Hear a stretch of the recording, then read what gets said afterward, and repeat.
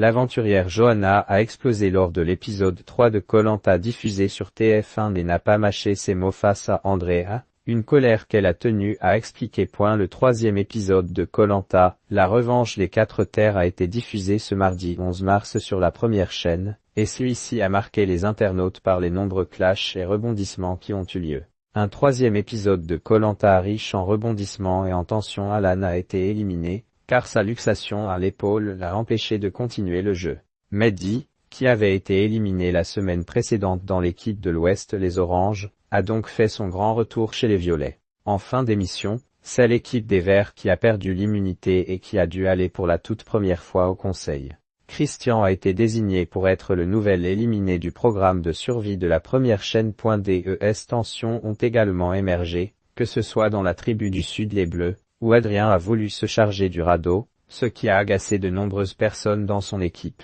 Enfin, les Violets n'ont pas non plus été épargnés par les conflits, car Andrea a été accusée de ne pas assez aider sa tribu. La jeune femme de 24 ans était malade et restait donc sur le camp, au lieu d'aider à la construction du radeau. Elle n'a également pas remercié l'équipe d'avoir construit le radeau sans elle. Enfin, lorsque la jeune femme a fait un malaise juste avant l'épreuve d'immunité, Johanna n'a pas pu s'empêcher de lui lancer « Bah, faut arrêter Koh-Lanta, hein ?»